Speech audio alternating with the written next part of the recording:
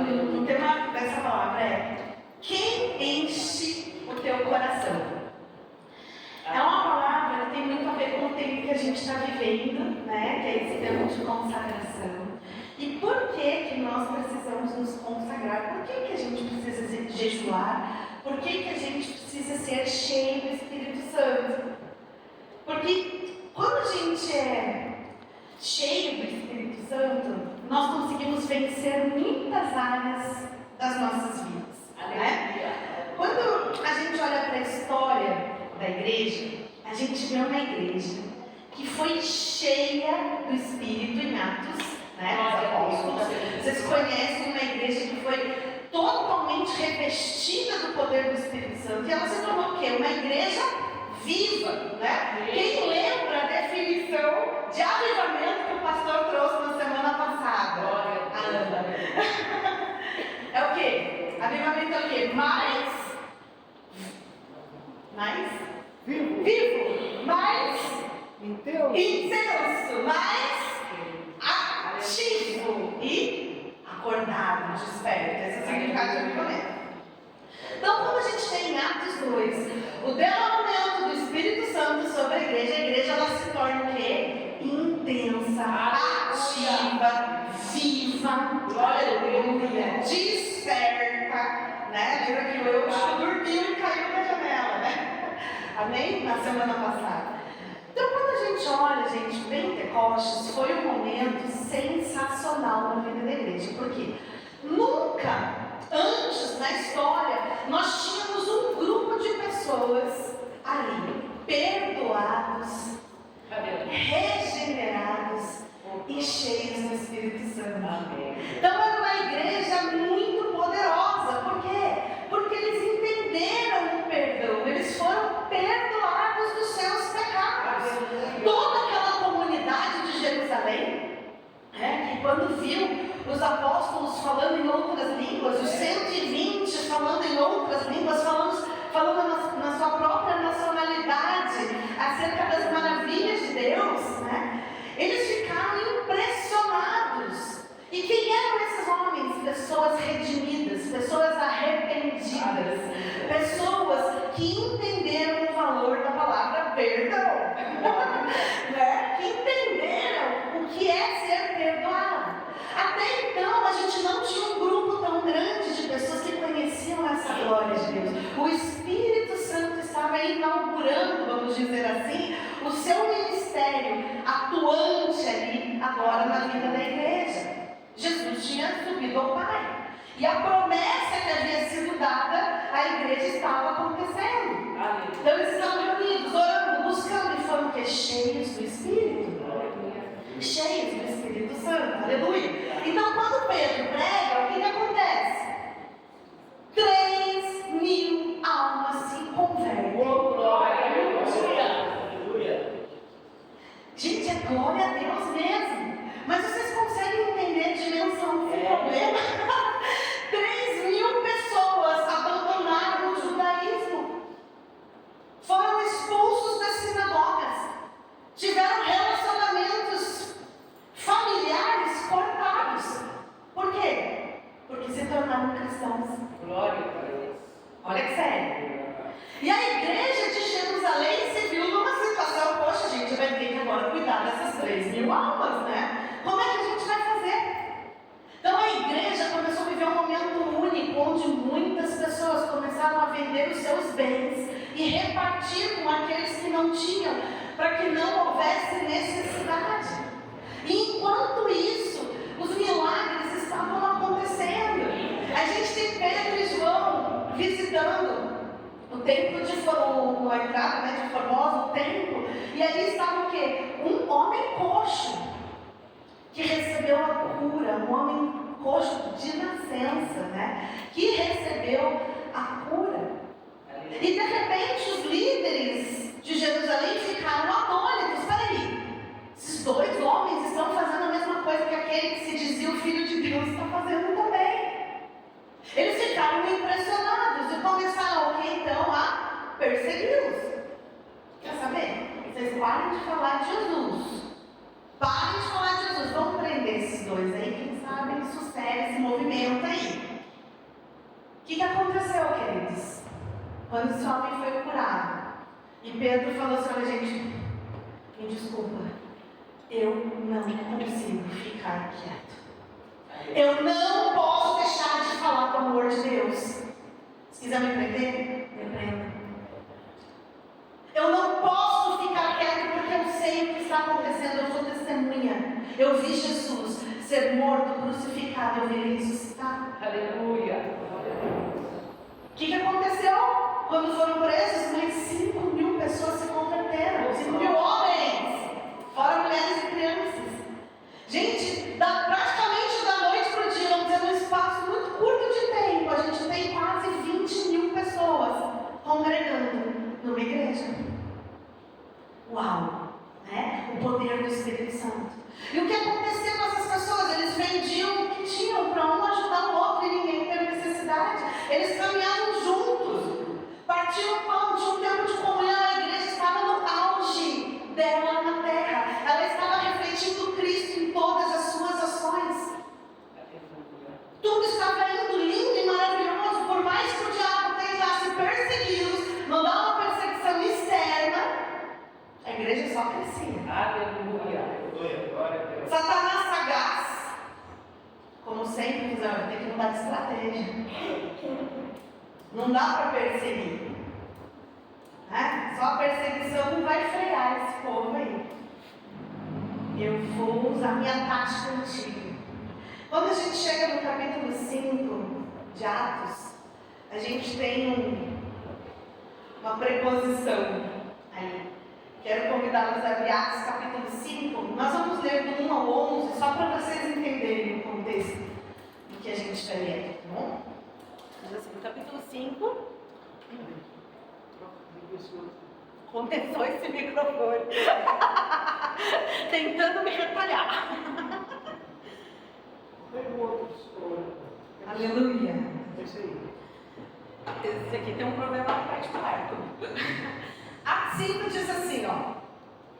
Mas, olha só, então a igreja vinha no poder, vinha na unção, vinha na graça, vinha no poder de Deus, as coisas estavam se movendo, acontecendo, milagre, unção, poder. Uau! Mas um certo varão chamado Ananias, com Safira, sua mulher, vendeu uma propriedade e reteve parte do preço, sabendo também sua mulher.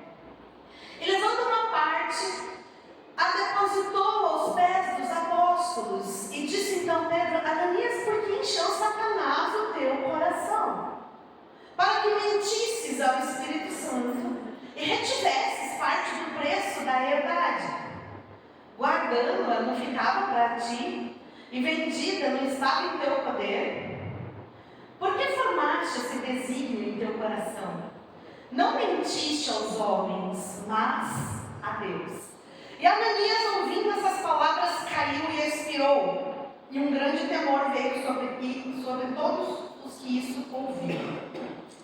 E levantando-se os jovens, cobriram o morto e transportando-o para fora o sepultaram.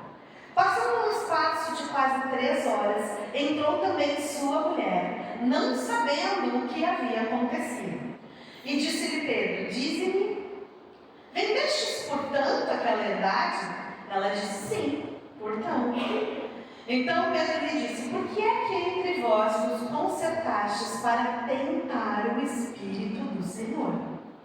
Eis aí a porta, os pés que sepultaram o teu marido, e também te levarão a ti. E logo caiu aos pés e expirou.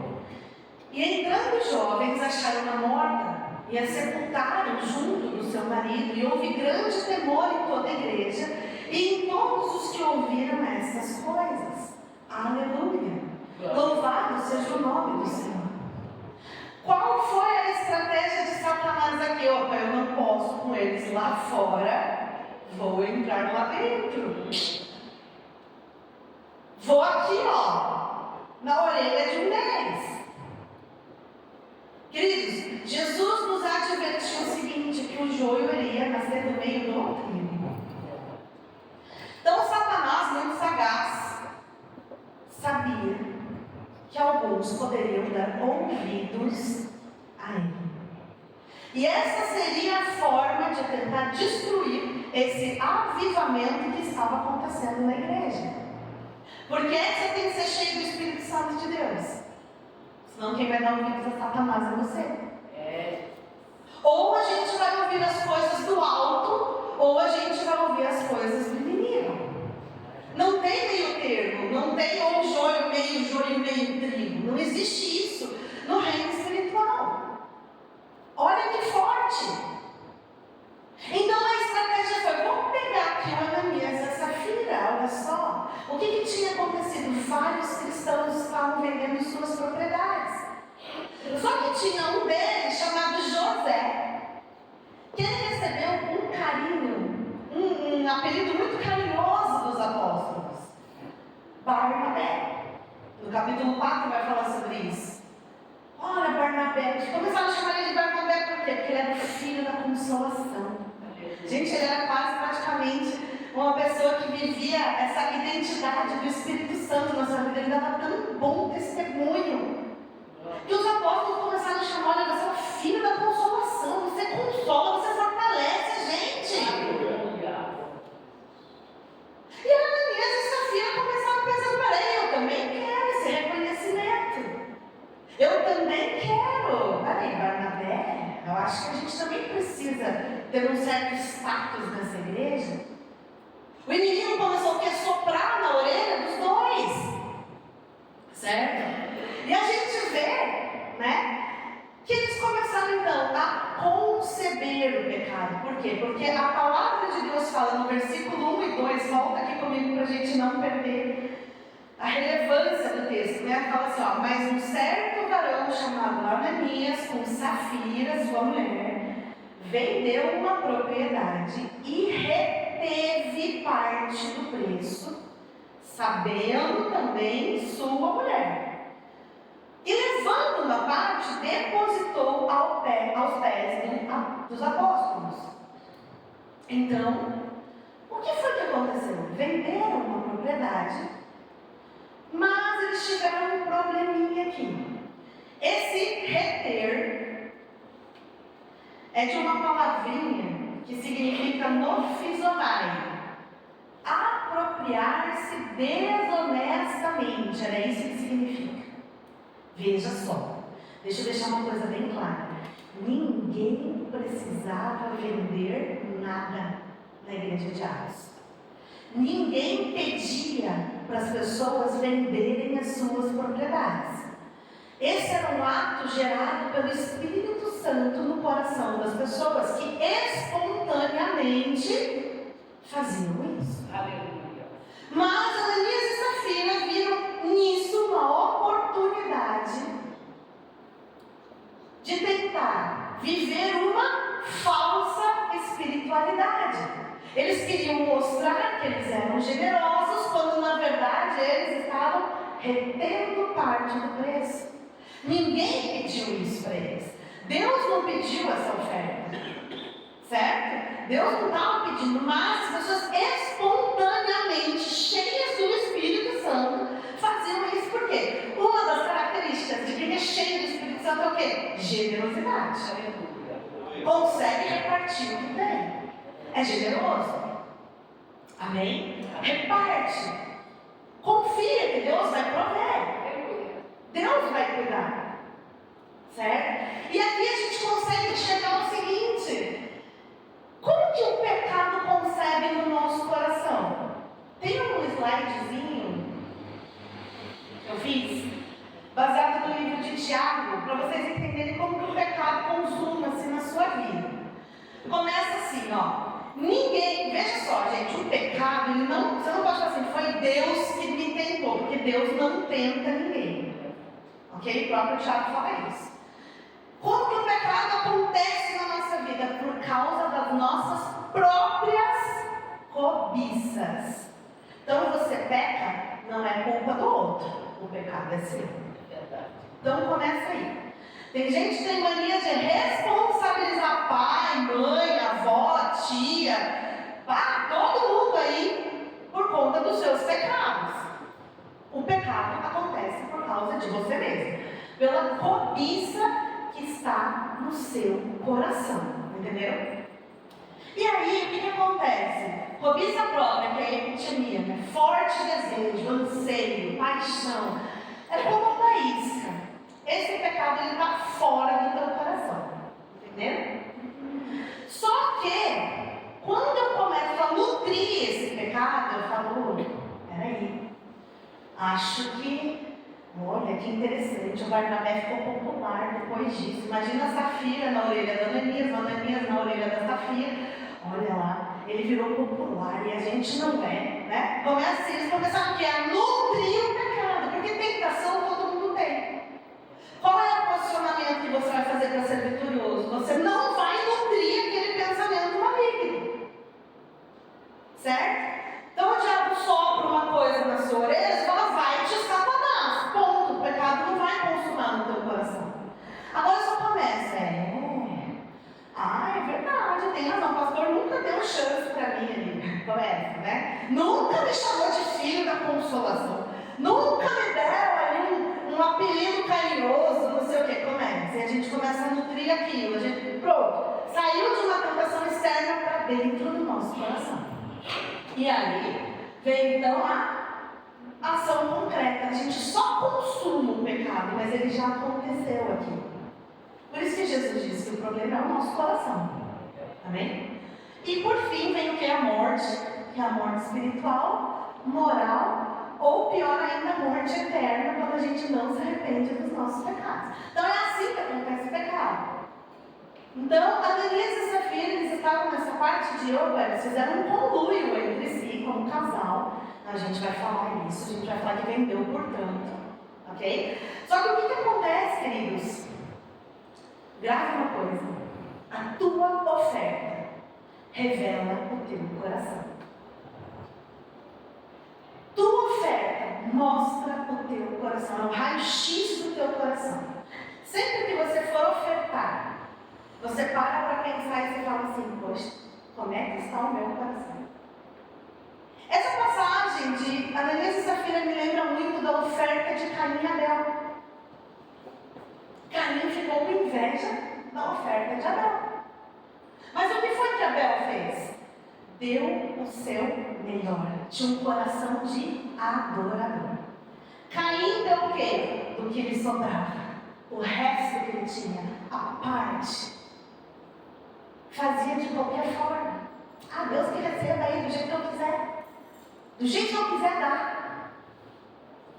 Abel entendia que tinha que ser da forma de Deus. Quem estabelece a adoração não é a gente que entrega do jeito que a gente quer, é Deus. Aleluia. Caim disse, não, Deus que receba a minha adoração do jeito que for. O que eu conseguir fazer, tá bom. Como você tem ofertado as coisas diante do Senhor? Eu não estou falando apenas de oferta financeira, eu estou falando do teu coração, do teu ministério. É o que der, tá bom? Estou fazendo, dá pra se der, tá bom. Faz o que dá. Ou você tem um coração inteiro de adoração? Não. Eu vou dar o meu melhor para o Senhor. Eu vou me dispor ao Senhor no meu melhor. Eu vou me dedicar ao máximo que eu puder naquilo que eu puder fazer. É claro que ainda assim nós somos imperfeitos. Não tem problema, mas você deu o teu melhor. Você tem tua consciência tranquila de que você procurou adorar o Senhor naquilo que você podia fazer. E não uma coisa desleixada, de qualquer maneira, de qualquer forma. Entenderam? Por que a nossa oferta revela o nosso coração? Sempre que eu vou estudar sobre finanças, eu aprendo coisas espirituais. Porque revela aqui. Mostra demais quem nós somos. Eu posso me iludir, porque o pior pecado é eu mesma me enganar. Mas minhas ofertas me mostram quem eu sou. O que eu preciso corrigir? A minha postura diante do altar, a minha postura no serviço, a postura de Ananias e Safira não era de servir, mas era de ser visto. O problema aqui é que eles queriam viver uma vida religiosa, uma aparência de piedade. Quantas pessoas parecem piedosas? O joio é parecido com o trigo. A diferença é que ele não tem fruto. Não tem fruto nenhum. E aí?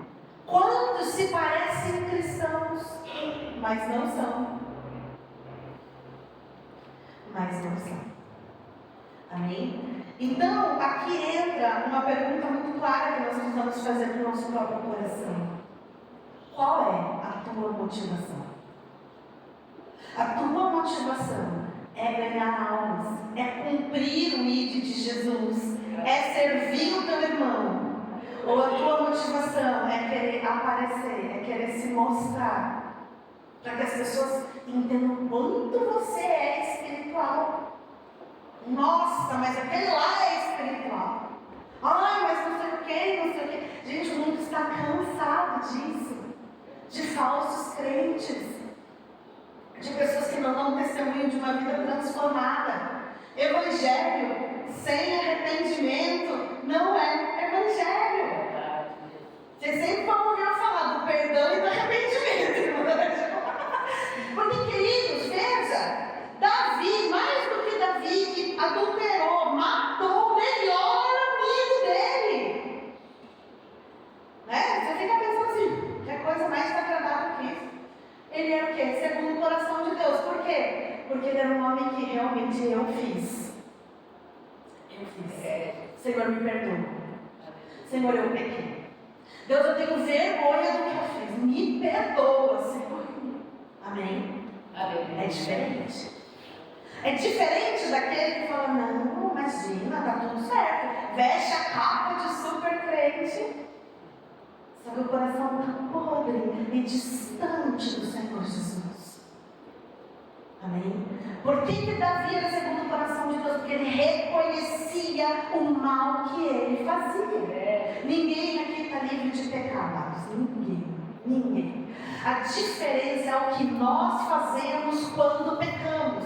Se eu peco e eu me escondo e eu quero parecer ainda mais espiritual do que eu sou, eu vou entrar num ciclo vicioso. Amém? Ananias e Safira mentiram ao Espírito Santo. Vamos seguir ali no versículo 3, que fala assim, ó. Disse então Pedro, Ananias, olha só essa frase. Por que encheu Satanás o teu coração? Para que mentisses ao Espírito Santo e retivesse parte do preço da herdade. Satanás encheu o coração dele. Eu pergunto para você, o teu coração está cheio do quê?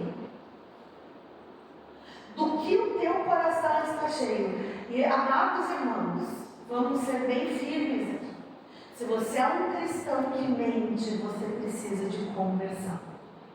Você precisa se arrepender. Você precisa se humilhar enquanto há tempo para receber o perdão. Porque a mentira leva à morte espiritual. No caso de Ananias e Safira, morreram fisicamente. Mas quantos relacionamentos são mortos por causa da mentira? Eu falo para minha filha, eu falo assim, ó, quando você for, quando ver essas conversinhas de gente que vem na volta, assim, veja se mente não presta, foge, foge dos mentirosos. Como é que você constrói um relacionamento com alguém baseado na mentira? Como que um casamento dá certo baseado na mentira? Ela quer me matar, eu sei. Eu não gosto. Ah, você não gosta dessas palavras, isso aí. Gente, foge. Mentiu. Precisa ser transformado, pode ter capa de crente, pode ser pastor, pode ser bispo, apóstolo, sei lá mais o que, queridos. Mentiu. Precisa se converter. Se alguém ainda tem luta nessa área, amados, Espírito Santo vai te ajudar. É só você ser sincero e falar: eu tenho problema com mentira. O grande problema, queridos, é que Satanás é o pai da mentira. Como que o pecado entrou no mundo? Ele chegou para Eva e distorceu a verdade. Ah, meu Deus. Contou uma meia-verdade. Meia verdade, já viram isso? Mentira branca, já viram? Que absurdo. Ainda a mentira é preconceituosa, hein? Que horror. Não existe. Não existe isso. Não existe isso. Satanás chega para ela e fala assim: ah, mas é isso mesmo que Deus diz? Imagina que você vai morrer. Você vai ficar igual a Deus. Ele distorcia a verdade e Eva caiu. Foi enganada. O problema da mentira é, se chama uma palavra mais forte ainda, que é dissimulação. Você já lidou com gente dissimulada? Primeiro eu acho que você é idiota. Né? Ao mesmo tempo você é nossa, você deve ser muito idiota. Então eu vou fazer essa mentira aqui para você e cara lavada, não imagina o filme. Queridos, a mentira é algo que é muito sério. Satanás é o pai da mentira. Toda vez que, se porventura vier alguma mentira nos teus lábios, confesse imediatamente. Se arrependa. Não viva uma vida de mentira. Não faça isso, porque você vai morrer espiritualmente. Quantos relacionamentos morreram por causa da mentira? Relacionamento entre pais e filhos. Quantos pais prometeram milhões de coisas? Eu prometi um cachorro para minha filha, eu não dei. Eu tive que me arrepender diante dela quando ela fizesse 12 anos, né? Até hoje ela fala: você prometeu, mas eu já me arrependi. Eu não menti. Foi uma promessa que eu não pude sustentar, foi no ímpeto. Ai, filha, me perdoa. Até ela fala: mãe, você prometeu, eu prometi. Não. Quando você casar, você compra o seu cachorro. Posso até dar para você o cachorro. Amém? Mas, queridos, às vezes a gente não sustenta, né? Tem muitos filhos machucados com os pais, porque os pais prometem, e falam, e não fazem. Muitos relacionamentos feridos, machucados por causa da mentira. E, queridos, ser verdadeiro custa caro. Custa. Muitas vezes você vai falar a verdade e você vai sofrer consequências por falar a verdade. Você vai pagar o preço por falar a verdade. Mas nunca esse preço vai ser maior do que o teu relacionamento com Deus. A melhor coisa que pode existir é: falei a verdade, doeu, porque dói assumir as coisas. Aquele dia que a gente bateu o carro que nós batemos não tinha placa. Eu falei: meu Deus, e agora? Não sei nem quem vai avisar, né? Não sei nem quem que a gente vai avisar. Nossa, fui na administração do shopping. Eu falei: e aí? A gente aconteceu um acidente ali no estacionamento, a gente bateu num carro que está sem placa. E agora? Como é que a gente vai? São todos lojistas, né? Daí, todos os lojistas lá do shopping, daí a gente assim: então, acha pra gente, porque eu preciso falar com a pessoa. Aí fomos de loja em loja, sabe? Chegamos na mocinha: olha, a gente bateu no seu carro. Não aconteceu nada de grave, graças a Deus, mas foi a gente. Foi a gente. Certo? Então, se a gente faz uma coisa, a gente vai assumir. Ah, mas vai ficar caro. Fica caro. A brincadeira fica quase R$2.000. Graças a Deus, ela nos perdoou. Mas doer no meu bolso, não é? E aí? Quantas vezes a gente dá um jeito para não assumir a bronca?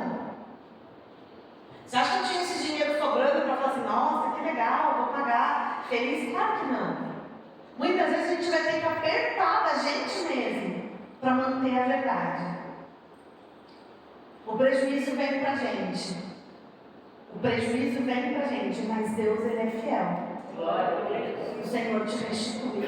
Deus não vai te deixar mal. Assumam o que vocês fazem. Deu prejuízo, deu errado, aconteceu. Fala. Não inventa coisa, porque você não pode ser filho de Satanás nem por um segundo. Aleluia. Nem por um minuto. Satanás pode ter domínio na tua vida. Não deixe ele encher o teu coração. Aleluia. Aleluia. Olha que interessante. Quando Jesus foi crucificado, eles preferiram crucificar a verdade e soltar um homicida. Olha, é forte demais, né? Quantas vezes a gente crucifica a verdade e solta um assassino? O assassinato do Éden, a morte espiritual no Éden começou com a mentira. Não pensem que é brincadeira, é mentira. As consequências são tão terríveis quanto a morte. Elas andam juntas. Talvez você não morra inspirado como aconteceu com Ananias e Safira, mas você vai morrer espiritualmente. É por isso que o apóstolo Paulo fala na Santa Ceia: muitos entre vós que dormem, estão doentes e dormem, estão morrendo espiritualmente. Até que a gente, então, chegue na morte eterna. Quando a gente vai ficar distante do Senhor eternamente. Por quê? Porque não nos arrependemos dos nossos pecados. Amém? É sério demais, né? Olha, não é nem mentira e nem meia verdade. Não distorçam a verdade. Não distorçam a verdade. Isso se chama manipulação, dissimulação. Isso ofende o Espírito Santo. Que foi o que eles fizeram? Então Pedro confronta. Por que Satanás encheu o teu coração? Por que você deixou, homem? Por que Satanás encheu o teu coração? Para que você mentisse. Não homens, mas ao Espírito Santo. Ali a igreja, nesse capítulo, que pela primeira vez se usa o termo igreja, eclésia, pela primeira vez. Até então era um amontoado de gente que estava se convertendo e tal. E agora a gente vê que a igreja ela tem uma autoridade na terra. Aleluia. E embora eles estivessem mentindo para os apóstolos, na verdade eles estavam se levantando contra a autoridade de Deus na terra. Olha que forte isso. Isso é sério demais também. E sabe o que eu acho interessante? Que Lucas, Pedro, Paulo e João nomearam cada um que foi mentiroso. Hoje, se a gente fizer isso, a gente é processado, preso. Mas eles deixaram escrito: foge desse cara, esse cara é um câncer dentro da igreja. Como que se trata o pecado dentro da igreja, amados? Mateus 18, teu irmão pecou contra ti, vai, fala para ele, fala assim: olha, fiquei ofendido com você. Não resolveu, chame uma testemunha. Não resolveu, traz para a igreja. Não ouviu a igreja, não tem parte no reino dos céus. A igreja é uma autoridade instituída por Deus. Amém? Por quê? Porque nós não podemos deixar o nosso coração ser dominado pelo pecado. Então Pedro falou: aguardando, não ficava para vocês iam ter todo o suprimento, vocês fazem parte do corpo, ninguém ia para longe, não ia faltar nada para ninguém. Para que fazer isso? Para que perderem a salvação de bobeira? Não brinquem com a salvação de vocês. Vocês não mentiram aos homens, mas mentiram a Deus. E ouvindo essas palavras, Ananias respirou e morreu. Então se vieram os jovens, levaram para enterrar, e daqui a pouco, o que aconteceu? No versículo 8, chega a Safira 3 horas depois. E ela fala o quê? E Pedro diz o quê? Dize-me, vendeste portanto aquela herdade? E ela disse: sim, portanto. Ela já tinha feito o quê? Um conluio com o marido dela. Eles já tinham o quê? Premeditado esse pecado. Eles estavam aliançados na mentira.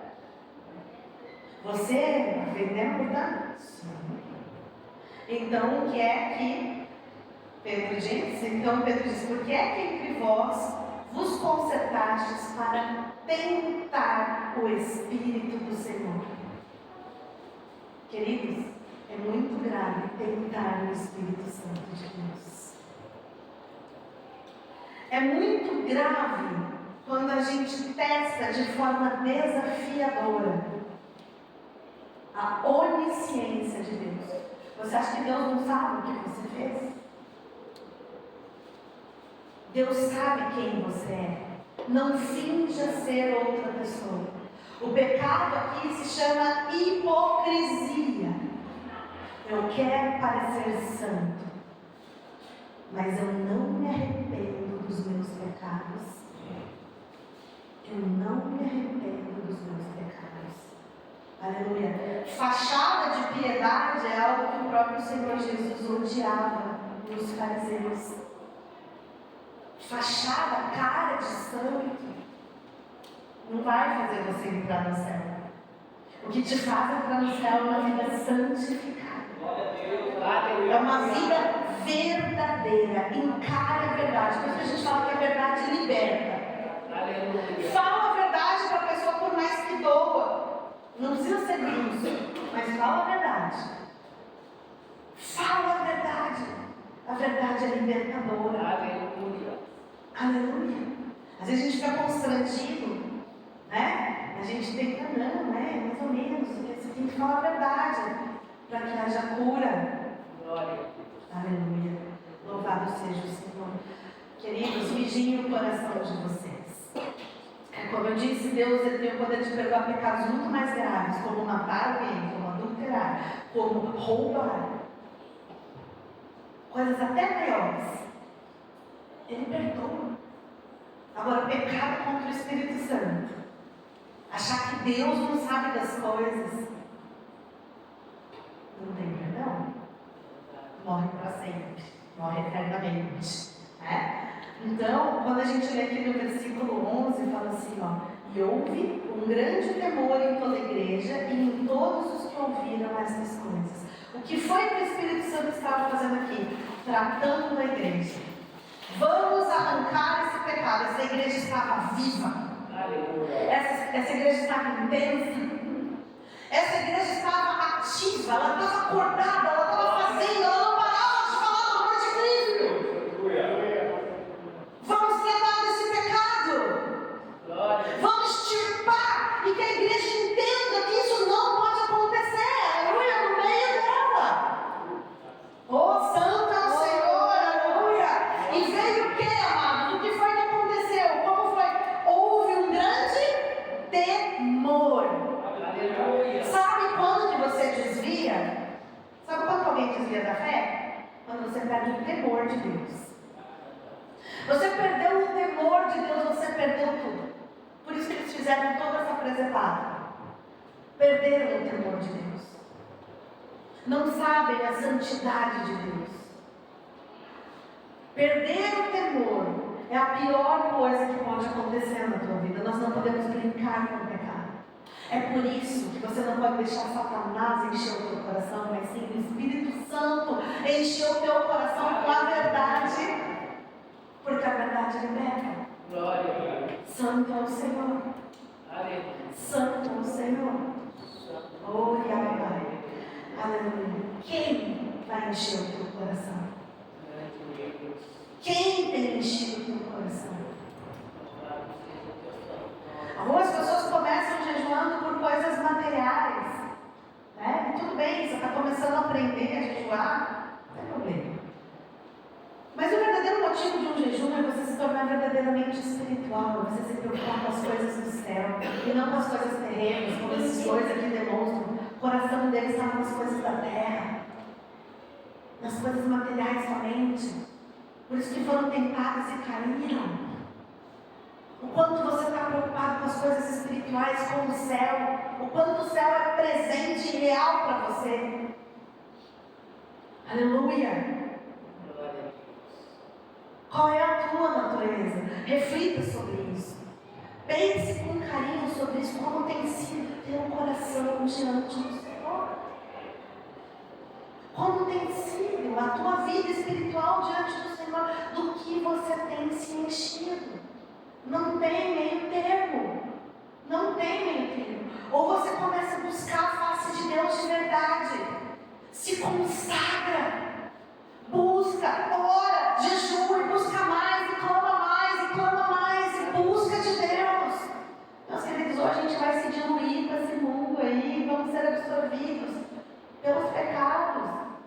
Vamos ficar escravos dos pecados. Aleluia. Deus quer libertar o seu povo.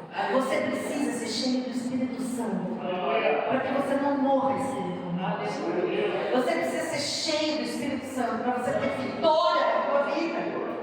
Não é libertador? A gente viu um testemunho poderoso da irmã Ângela aqui quando ela falou sobre perdão, porque você se torna uma pessoa feliz. Você se torna uma pessoa livre. Você não carrega o fardo do rancor. Aleluia. A plenitude da vida, quando Jesus fala que vocês vão ter vida em abundância, é porque você deve ser livre dessas coisas. Busquem o Espírito Santo de Deus, mas busquem com a alma de vocês, busquem com todo o coração de vocês, para que o pecado não tenha poder sobre o teu coração. Aleluia. Eu quero te convidar a fechar os teus olhos e nós vamos orar. Santo Deus, nessa noite, Senhor, nós queremos buscar a tua face, Senhor. Nessa noite nós queremos que o teu Espírito Santo